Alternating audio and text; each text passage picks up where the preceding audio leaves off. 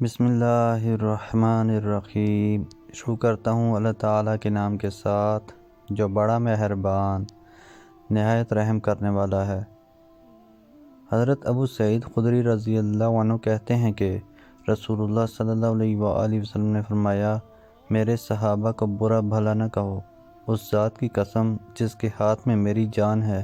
اگر تم میں سے کوئی احد پہاڑ کے برابر سونا خرچ کر دے تو وہ ان کے ایک مد یا نصف مد کے برابر بھی نہ ہوگا۔ حضرت ابو ہریرہ رضی اللہ عنہ کہتے ہیں کہ رسول اللہ صلی اللہ علیہ وآلہ وسلم نے فرمایا، جو شخص دوسروں کو نیک عمل کی دعوت دیتا ہے تو اس کی دعوت سے جتنے لوگ ان نیک باتوں پر عمل کرتے ہیں ان سب کے برابر اس دعوت دینے والے کو بھی ثواب ملتا ہے، اور عمل کرنے والوں کے ثواب میں سے کوئی کمی نہیں کی جاتی۔ اور جو کسی گمراہی و ضلالت کی طرف بلاتا ہے تو جتنے لوگ اس کے بلانے سے اس پر عمل کرتے ہیں ان سب کے برابر اس کو گناہ ہوتا ہے، اور ان کے گناہوں میں بھی کوئی کمی نہیں ہوتی۔ حضرت علی رضی اللہ عنہ کہتے ہیں کہ ہم مدینہ کے قبرستان بقیع غرقد میں ایک جنازے میں شریک تھے جس میں رسول اللہ صلی اللہ علیہ وآلہ وسلم بھی تھے۔ آپ آئے اور بیٹھ کے آپ کے پاس ایک چھڑی تھی، چھڑی سے زمین کوریدنے لگے، پھر اپنا سر اٹھایا اور فرمایا، اللہ تعالیٰ نے تم میں سے ہر ایک متنفس کا ٹھکانہ جنت یا دوزخ میں لکھ دیا ہے، اور یہ بھی کہ وہ نیک بخت ہوگا یا بدبخت۔ لوگوں میں سے ایک شخص نے عرض کیا،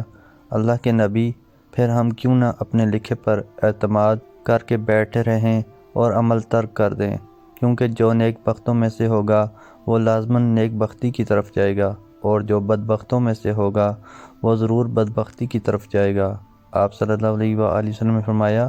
عمل کرو، ہر ایک کے لیے اس کا عمل آسان ہے۔ اہل سعادت کے لیے سعادت کی راہیں آسان کر دی جاتی ہیں، اور بدبختوں کے لیے بدبختی کی راہیں آسان کر دی جاتی ہیں۔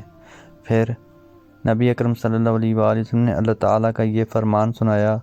جو شخص اللہ کے راستے میں خرچ کرے، اللہ سے ڈرے اور کلمہ توحید کی تصدیق کرے تو ہم اس کے لیے آسانی اور خوشی کی راہ آسان کر دیں گے، اور جو شخص بخل کرے، دنیوی شہوات میں پڑ کر جنت کی نعمتوں سے بے پرواہی برتے اور کلمہ توحید کو جھٹلائے تو ہم اس کے لیے سختی اور بدبختی کی راہ آسان کر دیں گے۔ حضرت ابو موسیٰ اشعری رضی اللہ عنہ کہتے ہیں کہ رسول اللہ صلی اللہ علیہ وآلہ وسلم نے فرمایا، اللہ تعالیٰ نے آدم کو ایک مٹھی مٹی سے پیدا کیا جس کو اس نے ساری زمین سے لیا تھا، چنانچہ آدم کی اولاد اپنی مٹی کی مناسبت سے مختلف رنگ کی ہے، کوئی سفید، کوئی سرخ، کوئی کالا، اور کوئی ان کے درمیان، کوئی نرم ہو تو کوئی درشت ہو، سخت گیر، کوئی خبیث تو کوئی پاک باز۔ ام المؤمنین عائشہ رضی اللہ عنہا کہتی ہیں کہ رسول اللہ صلی اللہ علیہ وآلہ وسلم نے فرمایا، جو ہمارے اس دین میں کوئی ایسی نئی بات پیدا کرے جو اس میں نہیں ہے تو وہ مردود ہے۔ ابن عیسیٰ کی روایت میں ہے کہ نبی اکرم صلی اللہ علیہ وآلہ وسلم نے فرمایا، جو کوئی ایسا کام کرے جو ہمارے طریقے کے خلاف ہو تو وہ مردود ہے۔ حضرت ابو ہریرہ رضی اللہ عنہ نے بیان کیا کہ نبی کریم صلی اللہ علیہ وآلہ وسلم نے ہمیں ایک خطبہ دیا اور قیامت تک کوئی دینی چیز ایسی نہیں چھوڑی جس کا بیان نہ کیا ہو۔ جسے یاد رکھنا تھا اس نے یاد رکھا، اور جسے بھولنا تھا وہ بھول گیا۔ جب میں ان کی کوئی چیز دیکھتا ہوں جسے میں بھول چکا ہوں تو اس طرح سے پہچان لیتا ہوں جس طرح وہ شخص جس کی کوئی چیز گم گئی ہو کہ جب وہ اسے دیکھتا ہے تو فوراً پہچان لیتا ہے۔ حضرت انس بن مالک رضی اللہ عنہ نے کہا کہ نبی کریم صلی اللہ علیہ وآلہ وسلم نے فرمایا، اللہ تعالیٰ نے رحم مادر پر ایک فرشتہ مقرر کر دیا ہے، اور وہ کہتا رہتا ہے کہ اے رب، یہ نطفہ قرار پایا ہے، اے رب، اب علقہ یعنی جمع ہوا خون بن گیا ہے، اے رب، اب مضغہ گوشت کا لوتھڑا بن گیا ہے۔ پھر جب اللہ تعالیٰ چاہتا ہے کہ اس کی پیدائش پوری کرے تو وہ پوچھتا ہے، اے رب، لڑکا ہے یا لڑکی، نیک ہے یا برا، اس کی روزی کیا ہوگی،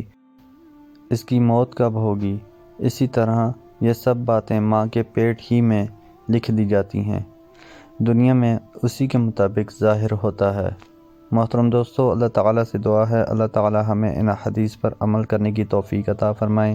اللہ تعالیٰ ہمیں دونوں جہانوں میں کامیابیاں عطا فرمائیں، آمین۔ جزاکم اللہ خیراً کثیرا، والسلام علیکم ورحمۃ اللہ وبرکاتہ۔